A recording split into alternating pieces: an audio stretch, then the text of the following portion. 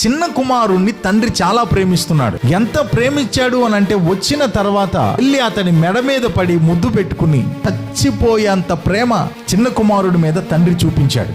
మరి చిన్న కుమారుడు వెళ్ళిపోతున్నప్పుడు ఎందుకు చిన్న కుమారుడితో పడి తండ్రి వెళ్ళలా? ప్రేమ ఉందిగా.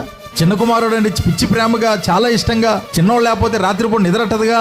ఆ చిన్నోడితో కలిసేగా భోజనం చేసేది రోజు. ఆ చిన్న చిన్న చేతులతో కలిపి ఒక ముద్ద పెట్టపోతే తండ్రికి నడవదు కదా, గడవదు కదా.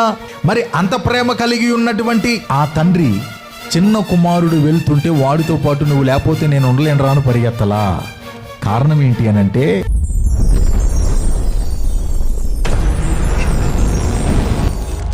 వాక్య పరిశీలన చేద్దాం రండి. నిర్గమాకాండ గ్రంథం 13వ అధ్యాయం 21వ వచనాన్ని చదువుకుందాం.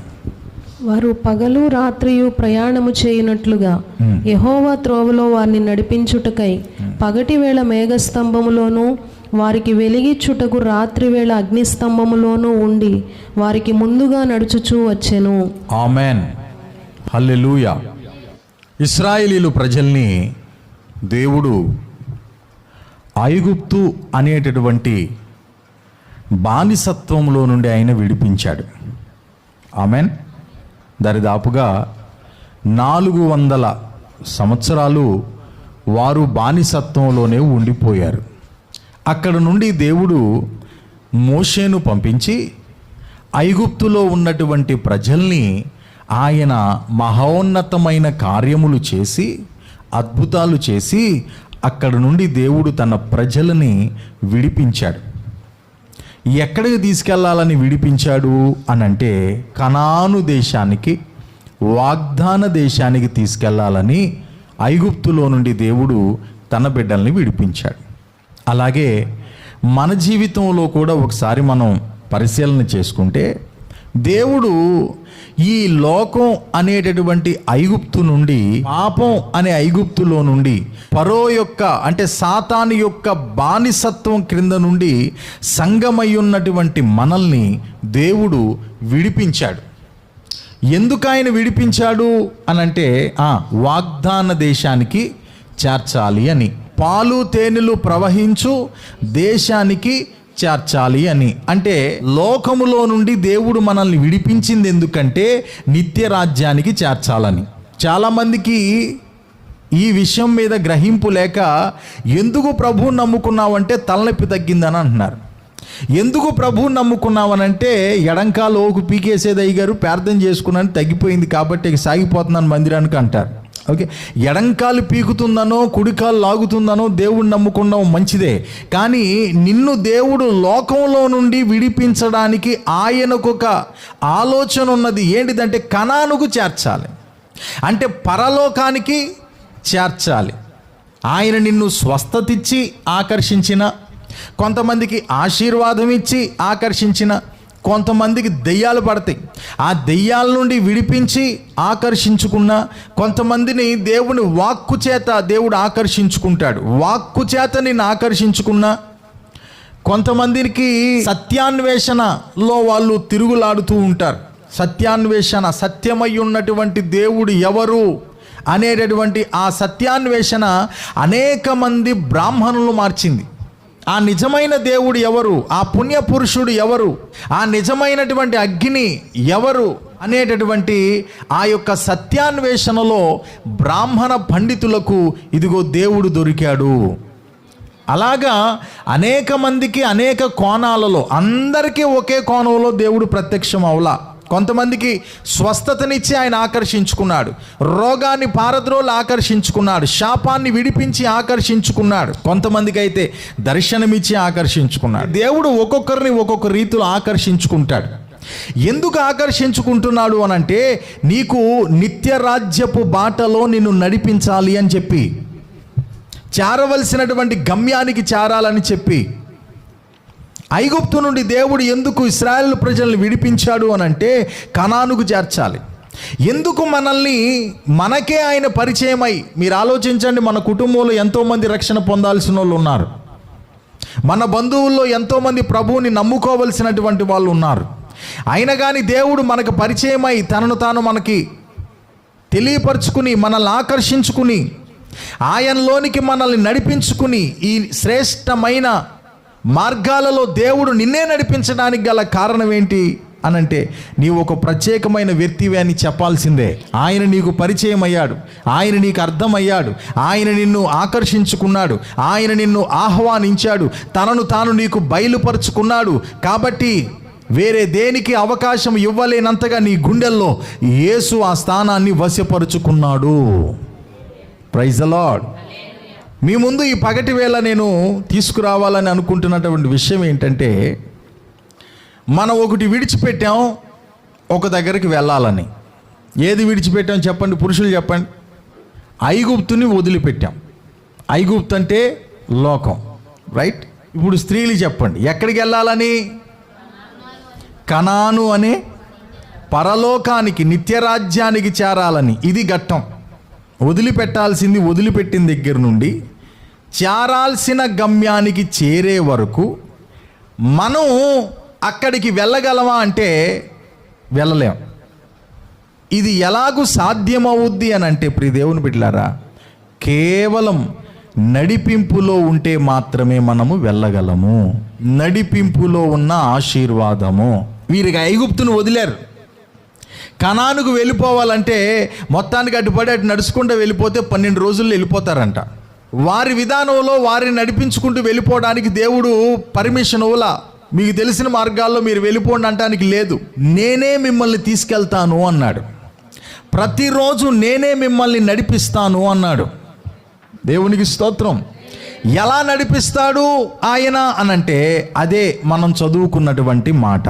వారు పగలు రాత్రియును ప్రయాణము చేయునట్లుగా యెహోవా త్రోవలో వారిని నడిపించుటకై పగటి వేళ మేఘస్తంభములోను రాత్రివేళ అగ్ని స్తంభములోను వారికి ముందుగా నడుచుచూ వచ్చెను. పగలు ఆయనే నడిపించాడంట, రాత్రి ఆయనే నడిపించాడంట.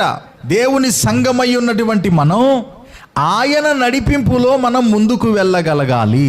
అప్పుడే చేరవలసినటువంటి గమ్యానికి మనం క్షేమముగా చేరిపోతాం. చాలాసార్లు మనం ఏం చేస్తామనంటే మన సొంత నడిపింపుల్లో వెళ్ళిపోతాం, సొంత మార్గాల్లో వెళ్ళిపోతాం, సొంత ఆలోచనల్లో వెళ్ళిపోతాం. అక్కడ కూడా ఏమండి, ఆ అరణ్య మార్గంలో దేవుడు నడిపిస్తున్నటువంటి సమయంలో కూడా సొంత నడిపింపుల్లో వెళ్ళినటువంటి వారు ఉన్నారు, సొంత ఆలోచనల్లో వెళ్ళినటువంటి వారు ఉన్నారు. వారు ఏమైపోయారయ్యా అంటే భూమి నెరవిడిచి వారిని మిరింగివేసిందని చెప్పి అదే వాక్యంలో ఉంది. ఆ మార్గంలోనే అగ్నికి ఆహుతి అయిపోయినటువంటి వారు కొంతమంది ఉన్నారు. వీరు ఎవరు అనంటే సొంత మార్గములో వెళ్ళిపోయిన వారు.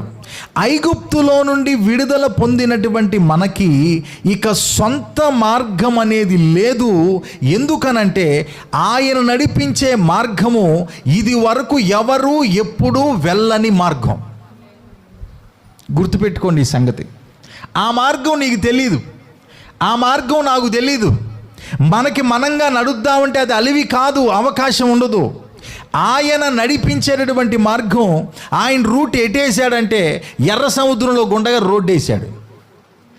మీరు చెప్పండి, ఎర్ర సముద్రంలో రోడ్డు వేసుకుని ఎవడు వెళ్ళాడు ఇదివరకు చెప్పండి? అడవిలో గుండా మార్గం వేశాడు, చుట్టూ మృగాలు ఉండగా ఆయన మార్గం వేశాడు. భయంకరమైన సిచ్యువేషన్స్లో సహా ఆయన ఆ మార్గం వేసి వారితో ఆయన నుండి నడిపించాడు. ఇప్పుడు ఆయన నడిపించినటువంటి మార్గంలో నడుస్తూ మన సొంత విధానాల్లో, సొంత మార్గాల్లో, సొంత నిర్ణయాల్లో, సొంత ఆలోచనల్లో మనం చేయాలంటే అక్కడ తెమలదు విషయం.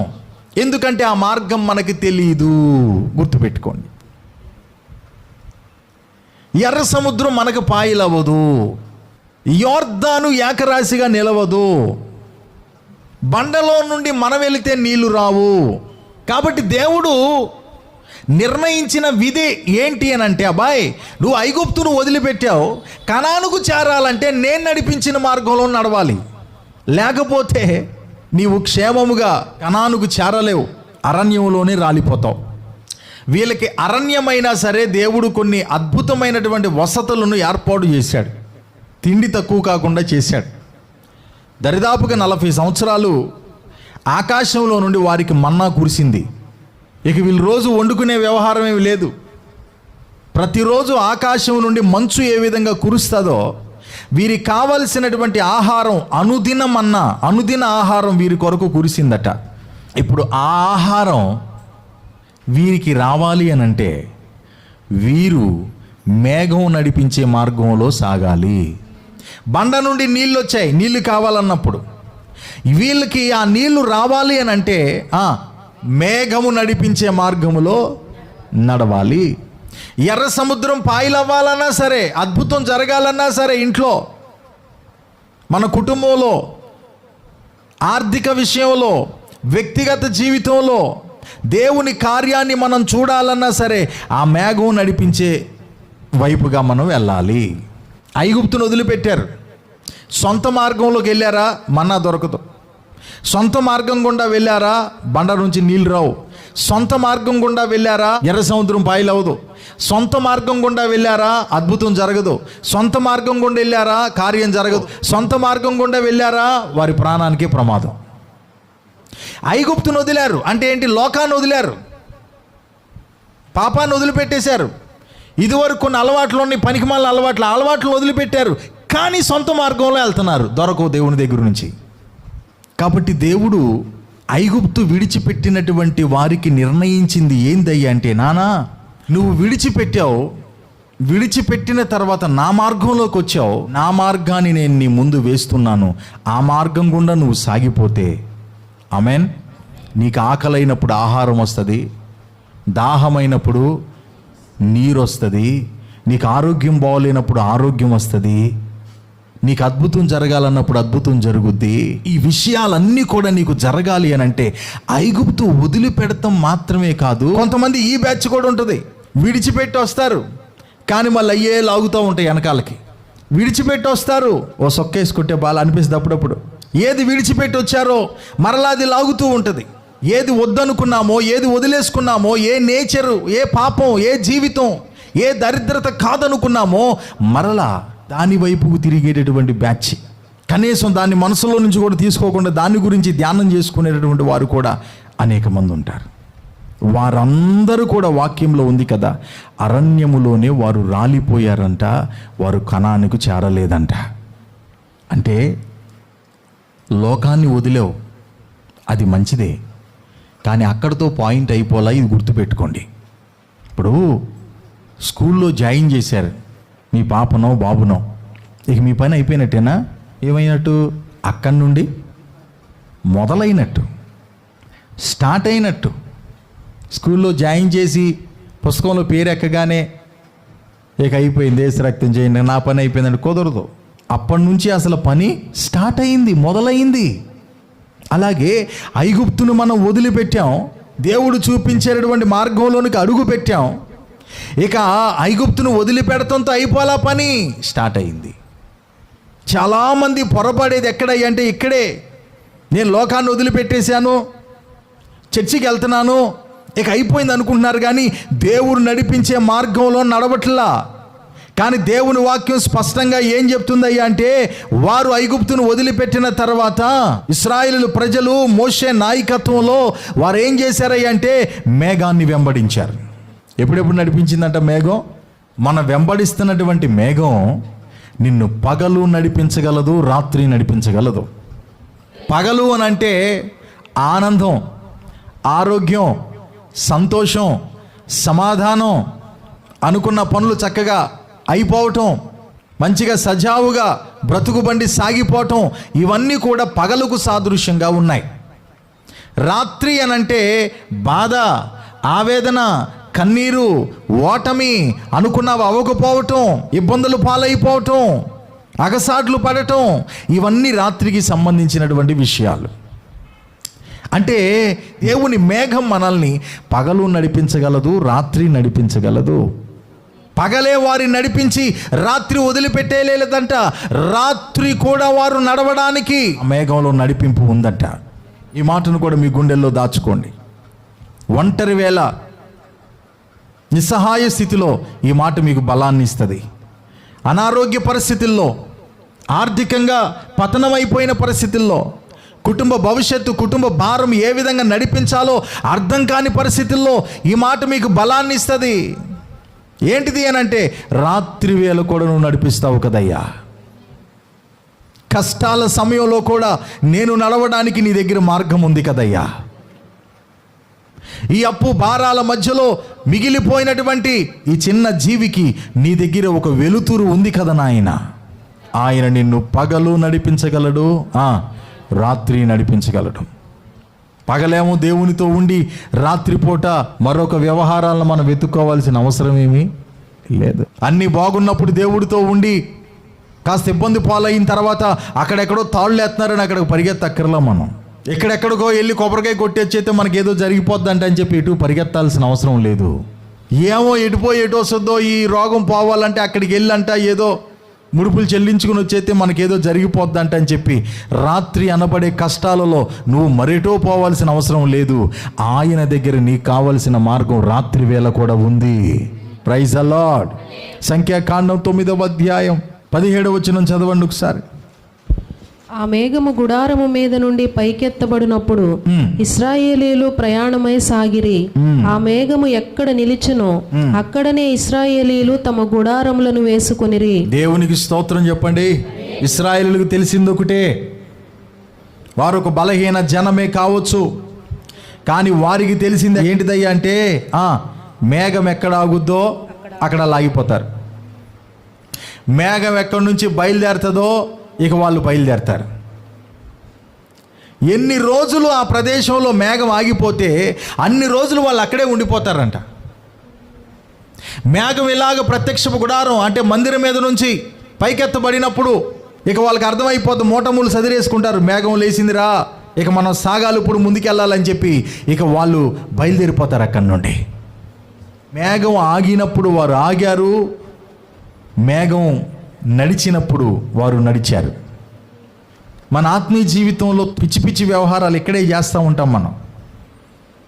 దేవుడు నడిపింపు లేకుండా చేసే పనులు, దేవుడు నడిపింపు లేకుండా చేసే వ్యవహారాలు, దేవుని సెలవు లేకుండా చేసే పనులు, ఇవన్నీ కూడా మేఘము రాకుండా మనం వెళ్ళి చేసే పనులు, దేవుని సన్నిధి మనతో రాకుండా చేసేటటువంటి పనులు. వీటిలో మనం ఏం చెందుతామయ్యా అంటే వాటమినే చూడాల్సి వస్తుంది. గుర్తుపెట్టుకోండి. మన ఆత్మీయ జీవితంలో ఇది మనకు తెలియకపోతే మనం అసలు ఎందుకు భక్తి చేస్తున్నామో తెలియదు మనకి. చాలామందికి ఉండే ప్రశ్నలు ఏంటంటే, అరే తొల్లిడి దినాల్లో దేవుడు కార్యం చేశాడు, అప్పుడు దేవుడు భలే సహాయం చేశాడు, ఇప్పుడు ఏందోరా అసలు అంతా రివర్స్ కొడుతుంది బండి, అంతా కూడా యూటర్న్లో వెళ్తుంది నా వ్యవహారం, ప్రపంచం అంతా ఎదరికి వెళ్తుంటే నా జీవితమే వెనక్కి వెళ్తున్నట్టుంది అని చెప్పి అనుకుంటారు. కారణం ఇదే. ఏంటిది అని అంటే, మేఘం వెళ్ళకుండా నువ్వు వెళ్ళిపోతున్నావు, మేఘం నడిపింపు లేకుండానే వెళ్ళిపోతున్నావు. అంటే సొంత నిర్ణయాల్లో వెళ్ళిపోతున్నాం, సొంత ఆలోచనల్లో వెళ్ళిపోతున్నాం, అమలక్కలు చెప్పిన మాటలు వింటున్నాం, ఏపురాలు నాపురాలు చెప్పిన మాటలు వింటున్నాం, ఆళ్ళు చెప్పిన అన్నీ నెత్తి మీద వేసుకుని ఇది మంచిది అంట కదా, ఇది మంచిది కాదంట కదా, ఇట చేస్తే మంచిది అంట కదా, ఇట చేస్తే మంచిది అంట కదా. నేను ఒకటే అడుగుతాను, అలా బైబిల్లో ఎక్కడుందో చెప్పండి, మనం చేసేద్దాం అంటాను నేను. నువ్వు ఏదైతే మంచిది అంటున్నావో అది బైబిల్ కూడా మంచిదంటే ఓకే మంచిది, ఏదైతే మంచిది కాదంటున్నావో అది బైబిలు మంచిది కాదంటే మంచిది కాదు. అంటే మనం చేసే ప్రతిదీ కూడా నడిపింపులో ఉండాలి అని అంటే వాక్యానుసారమై ఉండాలి. మనం చేసేది వాక్యానుసారమా కాదా అనేది చూసుకుంటే నువ్వు నడిపింపులో ఉన్నట్టే. ఈ పని మనం చేస్తున్నాం, ఇది వాక్యానుసారమా కాదా? మీరైనా నేనైనా ఎవరైనా, నేను మాట్లాడే ఈ మాట, నేను ఆలోచించే ఆలోచన, నేను ప్రవర్తించే నా పద్ధతి ఇది వాక్యానుసారమా కాదా అనేది చూసుకుంటే మనము దేవుని నడిపింపులో ఉన్నటువంటి వాళ్ళమే. చాలామంది జీవితాల్లో మొదట్లో కార్యాలు జరిగి తర్వాత అంతగా వారు చూడలేకపోవటానికి గల కారణం ఏంటంటే వారి బండి ట్రాక్ తప్పేసింది. ఐగుప్తును వదిలిపెట్టారు కానీ సొంత మార్గాల్లో వెళ్ళిపోతున్నారు. లోకాన్ని వదిలిపెట్టారు కానీ సొంత ఆలోచనల్లో వెళ్ళిపోతున్నారు. దేవుని మేఘం కదిలినప్పుడు వారి కదలలా. ఎందుకనంటే అంత వాళ్ళు ఆగలేరు. దేవుని మేఘం కదిలే వరకు వాళ్ళు అక్కడ ఉండలేరు. కానీ ఇక్కడ మనం ఏం చదువుకున్నామనంటే ఆ మేఘము కదిలే వరకు వాళ్ళు అక్కడే ఉంటున్నారు. వారి పని ఎంత ఇంపార్టెంట్ అయినా సరే, అయ్యా నీ మేఘము కదలకుండా నేను ఒక్కడనే వెళ్ళలేను, నీ సన్నిధి రాకుండా నేను ఒక అడుగు కూడా వేయలేను, నీ సెలవు లేకుండా నేను ఈ పని చేయలేను. లేట్ అయినా పర్వాలేదయ్యా, నాకు లేట్ అవుతుందో లేదో అనే సంగతి నాకంటే ఎక్కువ నీకు తెలుసు ప్రభువా. దేవునికి స్తోత్రం కలుగును గాక.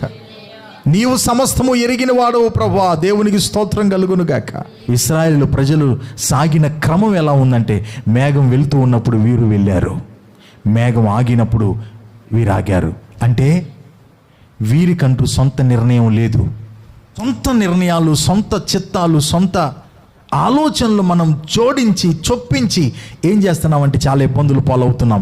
ఒక విషయాన్ని మీరు గుర్తుపెట్టుకోవాలి, అదేంటంటే దేవుడు మన సొంత నిర్ణయానికి రాడు. నువ్వంటే ఆయనకి ఎంత ప్రేమైనా అయి ఉండొచ్చు,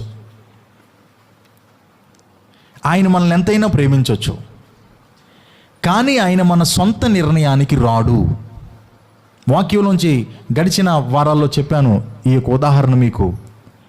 చిన్న కుమారుణ్ణి తండ్రి చాలా ప్రేమిస్తున్నాడు.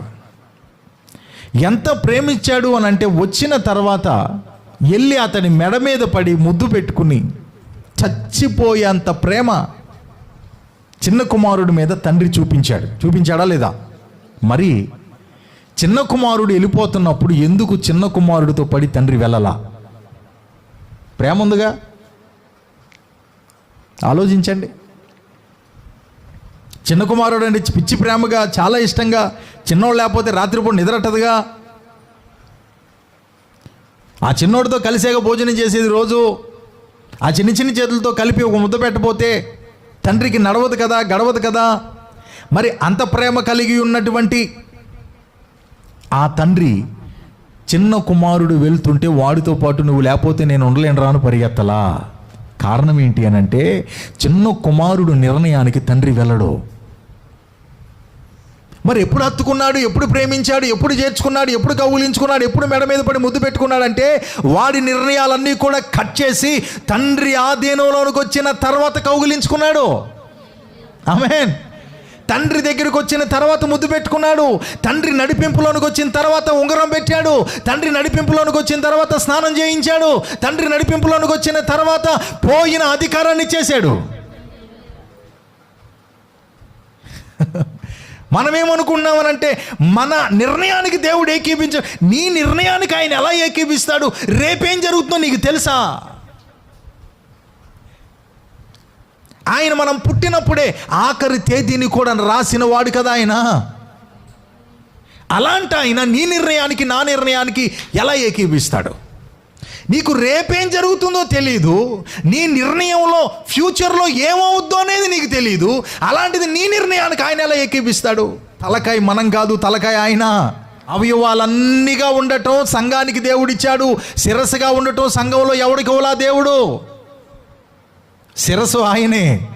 దేవునికి స్తోత్రం. ఆలోచన రావాల్సింది ఆయన దగ్గరే. నువ్వు చెయ్యవైనా కాలువైనా ఏ అవయవానువైనా సరే ఆయన చెప్పింది చేయాల్సిందే. కానీ ఆయనకి చెయ్యి పట్టుకుని ఆయనకి ఆలోచన చెప్పగలిగిన వాడు ఎవడు లేడు. ఇవాళ ఏ భక్తి ఇష్టమో తెలుసా? మనం అనుకున్నదల్లా మనకు జరిగిపోయే భక్తి ఇష్టం. మనకి ఏది అనుకున్నామో, ఏది తలస్తున్నామో, మనం తలచిందల్లా కూడా దేవుడు నెరవేర్చుకుంటూ వచ్చేస్తే ఆయన పాలేరు కదా మనకి. మనం ఆయనకి యజమానులు, మనం ఆయనకు ఆజ్ఞాపించాలి. ఆయన మన వెనకాల పాలేరులాగా చేసుకుంటూ వచ్చేసేయాలి. ఒక ఆవిడ ఇట్టాగే ప్రార్థన చేస్తుందంటలే, నాయన మరి రోజంతా కాపాడావు నాయన, మీకు స్తోత్రం ప్రభా, ఫుల్గా తిన్నాను, లాగిచ్చాను బిర్యానీ, ఈ రేత్రికి నిద్ర అవుతుందయ్యా, పడుకుంటున్నానయ్యా, ఈ రేత్రంతా నా అమ్మ నన్ను కాపాడయ్యా, మా పిల్లల్ని కాపాడయ్యా, చిన్నదాన్ని కాపాడు, పెద్దోడిని కాపాడు, వాళ్ళని కాపాడు, వీళ్ళని కాపాడు, ఇంకా ఖాళీగా ఉంటావే వీళ్ళందరిని కాపాడి. 2 ఎకరాల భూమి ఉందయ్యా, చీకటి ఆడుతుందయ్యా, చీడపురుగు వస్తుందయ్యా, మిడతలు వస్తున్నాయి నాయన, ఎలుకలు వస్తున్నాయి నాయన, పందికొక్కులు వస్తున్నాయి నాయన, నువ్వు మళ్ళీ ఖాళీగా ఉంటావేమో తండ్రి, నీ రక్తం జిమ్ముకుంటూ తిరిగి అంటుందంట ఆ పొలం చుట్టూ. ఇక ఆయనకి వేరే పని ఏం లేదు. ఈవిడంట బిర్యానీ తిని గుర్రమని పడుకుంటుందంట. మరి ఆయనేగా మరి పాలేరు మనందరికీ. ఆయన అంటే ఈవిని కాపాడు, వీళ్ళు పిల్లల్ని కాపాడు, అక్కడ తాగకూడదంట, మళ్ళీ ఆయన రెస్ట్ తీసుకోకూడదంట, మళ్ళీ పని పెట్టేది మొత్తం రాత్రి అంతానంట ఆయన రక్తం జిమ్ముకుంటూ తిరగాలంట. ఒకడు గుర్తుపెట్టుకోండి ప్రియ దేవుని బిడ్డలారా, మనం ఆయనకి యజమాని కాదు, ఆయన మనకి యజమాని. ఆమెన్. ఆయన ఆజ్ఞాపించింది చెయ్యటమే తప్ప మనం ఆయనకి ఆలోచన ఇవ్వలేం, ఇవ్వకూడదు. ఇచ్చినా అది మనకి క్షేమము కాదు. మనం ఆయన నడిపింపులో ఉండాలి కానీ ఆయన మన నడిపింపులో ఉండడు. నీవంటే ఆయనకి ఎంత ప్రేమ అన్నా సరే నీ నడిపింపులోనికి ఆయన రాలేడు. ఎందుకనంటే నీవు పోగొట్టుకోవటమే నీకు తెలుసు, పాడు చేసుకోవటమే నీకు తెలుసు, అమ్ముకోవటమే నీకు తెలుసు, వేస్ట్ చేసుకోవటమే మనకు తెలుసు. దుర్వ్యాపారము వలన చిన్న కుమారుడు తండ్రి ఇచ్చిన ఆస్తి అంతటను కూడా పాడు చేసుకోవటం వీడికి తెలుసు. కాబట్టి వీడితో పాటు ఆయన వెళ్ళలేడు. ఆమెన్. నేర్చుకోవలసిన ఆత్మీయ క్రమం ఏందో తెలుసా? మేఘం ఆగినప్పుడు ఆగాలి, మేఘం సాగినప్పుడు సాగాలి. అంటే దేవుడు చేయమంటే ఆ పని చేయాలి, ఆగమంటే ఆగాలి. చెప్పనా?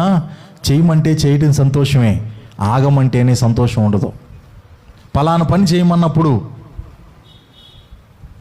పలానా ఆలోచనకి ఓకే ఎస్ అన్నప్పుడు, పలానా ఇచ్చేటటువంటి మాటకి ఓకే రైట్ అలా కానియండి అన్నప్పుడు సంతోషమే. ఇది వద్దు అన్నప్పుడు బాధ.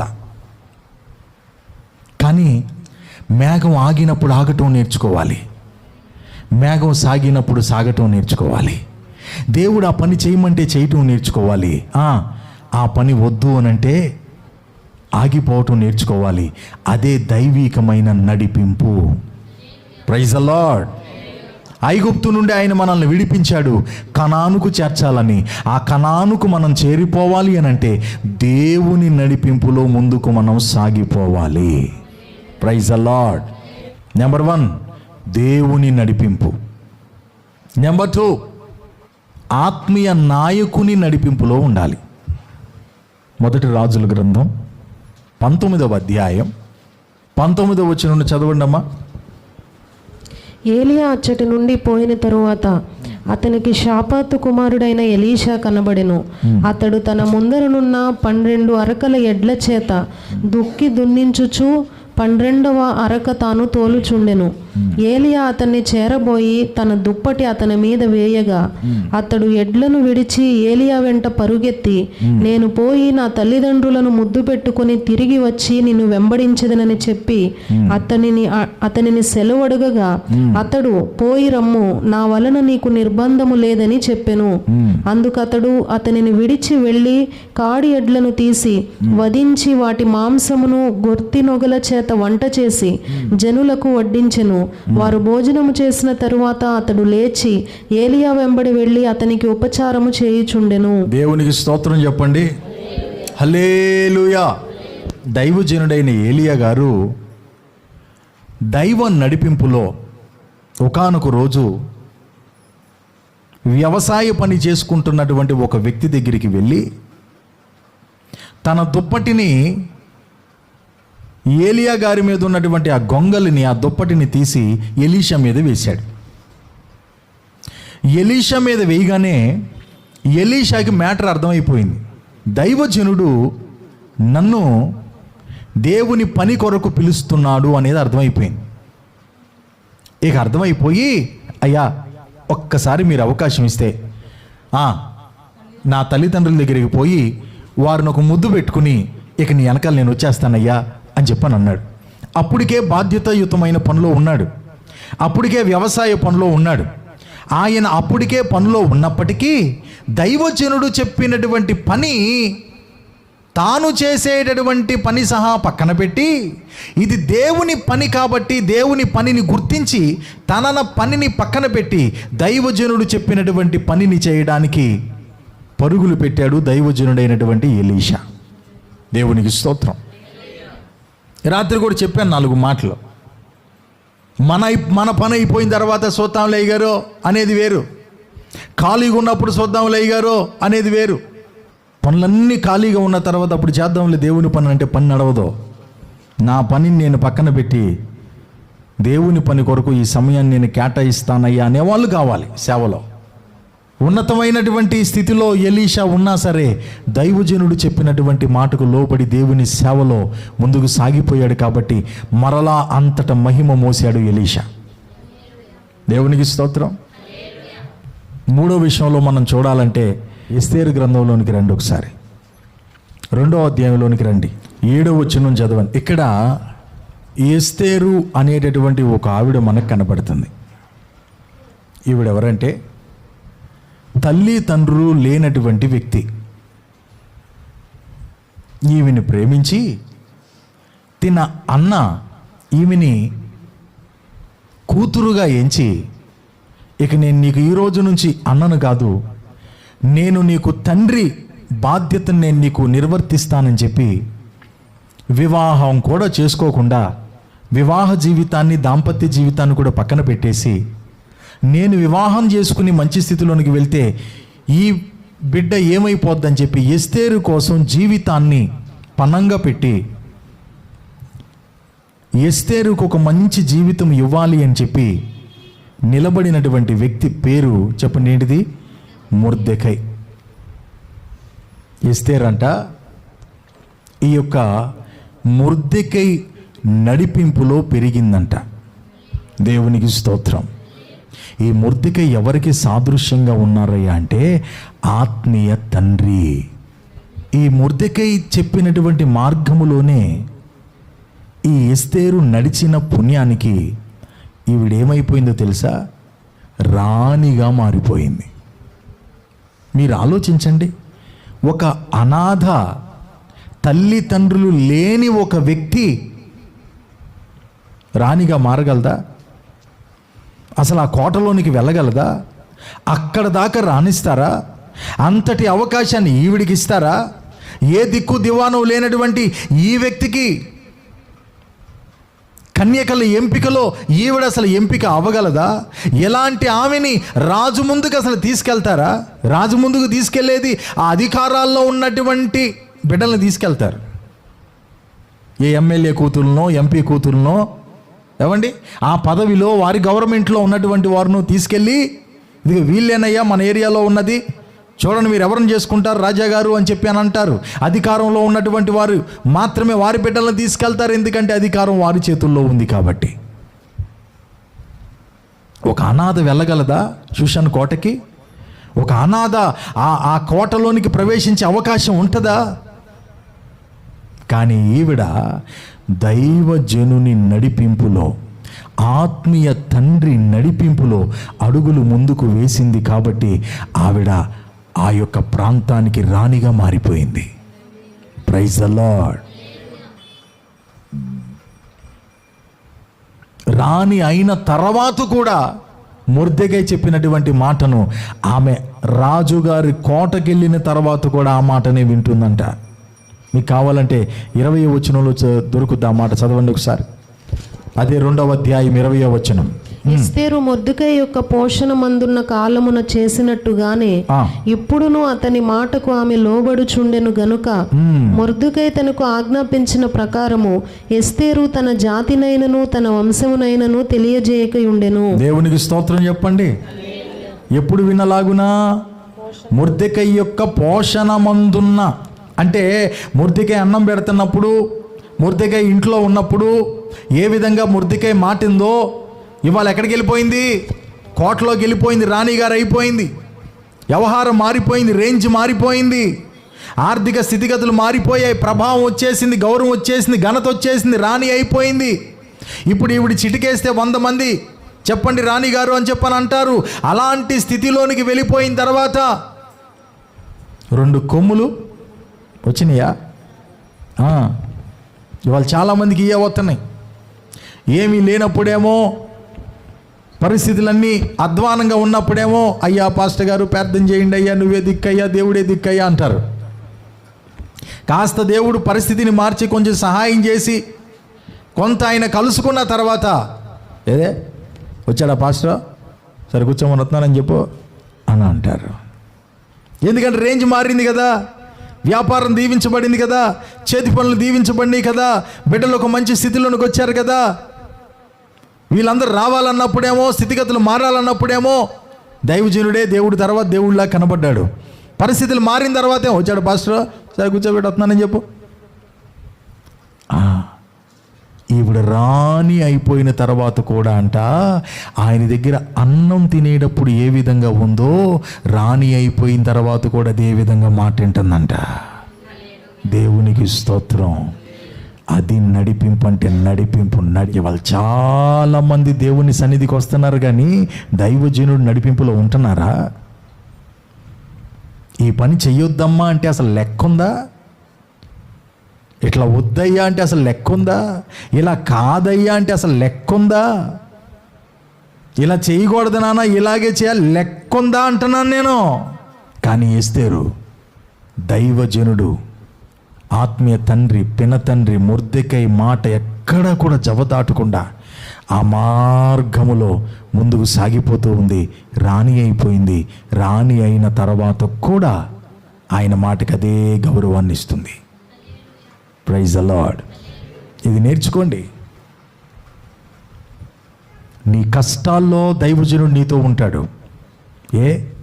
నీవు ఆశీర్వదించబడిన తర్వాత దైవజనుడు నీతో ఉండకూడదా?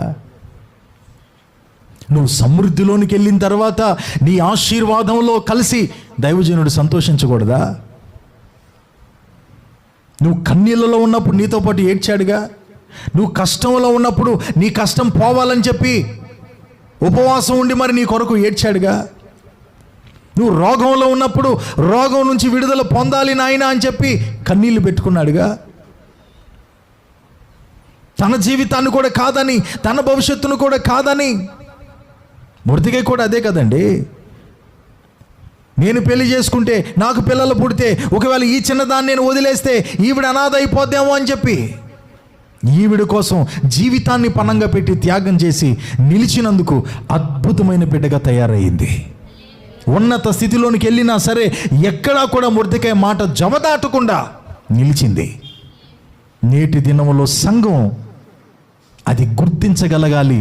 దేవుడు మీకు ఇచ్చిన ఆత్మీయ దైవజనుడి విషయంలో కష్టం వచ్చినప్పుడే ఫోన్ కాల్ రావటం కాదు, నీకు ఆనందం వచ్చినప్పుడు కూడా ఫోన్ కాల్ రావాలి. ఏదైనా వెన్ను విరగదీసి మీద పడినప్పుడే అయ్యా ఇక అయిపోయింది నా పని అని ఫోన్ కాల్ రావటం కాదు.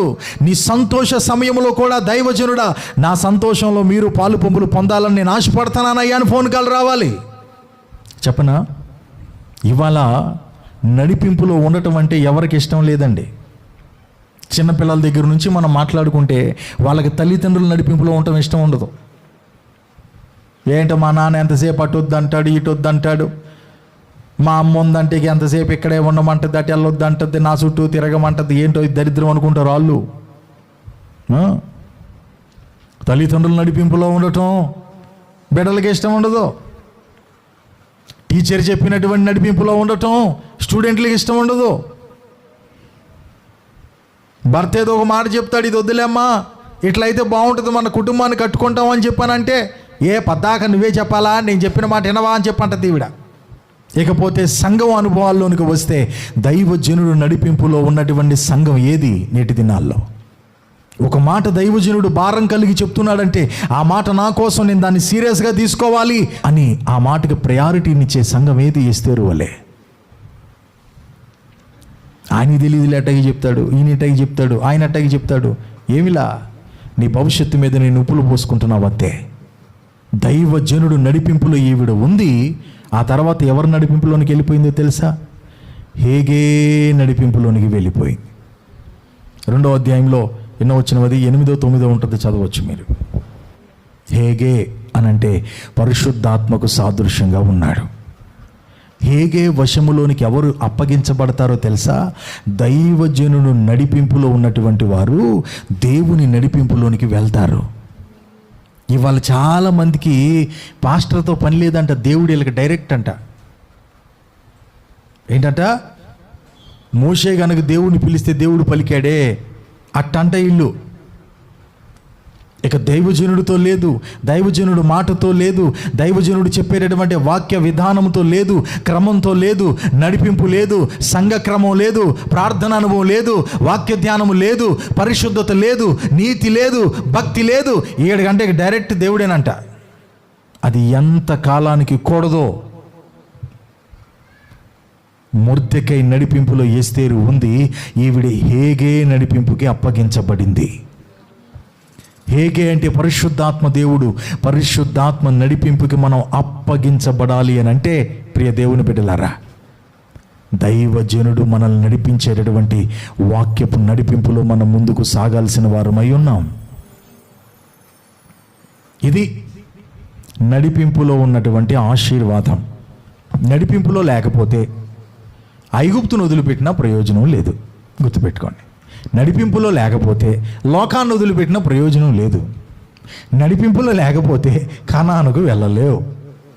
అదేంటి అయ్యగారు, నేను మరి లోకాన్ని వదిలిపెట్టేశాను, పాపాన్ని వదిలిపెట్టేశాను, సిగరెట్లు మానేశాను, బీడీలు మానేశాను, దొంగ సినిమాలు చూడటం కూడా మానేశాను అయ్యగారు. నువ్వెన్ని మానినా నడిపింపులో లేవుగా. దేవుణ్ణి నడిపించే నడిపింపులో లేవు, నీ నడిపింపులోనే వెళ్ళిపోతున్నావు. కాకపోతే సంఘంలో ఉన్నావు అంతే. మొన్నటిదాకా బయట ఉన్నావు, ఇవాళ సంఘంలోకి వచ్చావు. సంఘంలోకి వచ్చి నీ ఆలోచనలే చేసుకుంటా పోతున్నావు. దేవుని ఆలోచన నువ్వు అవకాశం ఇవ్వట్లా దేవుని నడిపింపుకి. కాబట్టి అక్కడికి వెళ్ళలేము. చూసుకోండి. దైవజనుడు వెళ్ళి దుప్పటి వేయగానే తన సొంత వ్యాపారాన్ని నరికి పక్కన పెట్టేసి దేవుని పని కొరకు వచ్చేసాడు. Praise the Lord. కాబట్టి గొప్ప ప్రవక్తగా మార్చబడ్డాడు. ఎస్తేరు రాణి కూడా అద్భుతమైన రాణిగా ఆవిడ ఒక అనాథ రాణిగా మార్చబడటానికి గల కారణం మొర్దెకై నడిపింపులో ఉంది. అసలు నడిపింపులో ఉన్నావా? ఉంటే ఎవరు నడిపింపులో ఉన్నాం? దేవుడు మనల్ని నడిపించడానికి అవకాశం ఇస్తున్నామా? అసలు దేవుడు ఏదైనా ఒక మాట చెబితే తన దాసుల్లో నుండి దిద్దుకోవడానికి ఏమైనా ఇష్టం ఉందా? మార్చుకోవడానికి ఏమైనా ఇష్టం ఉందా? అరే పలాంది వదిలిపెట్టేసి అని దేవుడు మాట్లాడుతుంటే దాన్ని వదిలిపెట్టడానికి ఏమైనా ఇష్టం ఉందా? నీ రూట్ని మార్చుకుని దేవుని రూట్లోనికి రావడానికి ఏమైనా ఇష్టం ఉందా? అలా లేకపోతే ఎక్కడున్నామో అక్కడే ఉండిపోతాం. జీవితం ఎలా ఉందో అలాగే ఉండిపోద్ది. నా ప్రియమైన దేవుని బిడ్డలారా, దేవునికి జీవితాన్ని సమర్పించుకుందాం. ఆయన నడిపింపులోనికి వెళ్దాం. ఆయన నడిపిస్తాడంట కదా. పగలే కాదు, రాత్రి కూడా నడిపిస్తాడంట. అన్ని బలంగా ఉన్నప్పుడే కాదు, నీ బలహీన సమయంలో కూడా నడిపిస్తాడంట. రాత్రి వేళంటే నీ ఒంటరితనంలో కూడా నడిపిస్తాడంట. నీ దారిద్రత స్థితిలో కూడా ఆయన నడిపిస్తాడంట. నీకు ఒక్క ఆలోచన కూడా అందనప్పుడు కూడా ఆయన దగ్గర నీ కొరకైన మార్గం ఉందట. ఇంకెందుకు సొంత నిర్ణయాలు, సొంత ఆలోచనలు, సొంత ప్రేలాపనలు వదలపోవటానికి ఇంకెందుకు? ఆయన పాదాలు పట్టుకుని ఈరోజు ఒక నిర్ణయం తీసుకుని వెళ్దాం.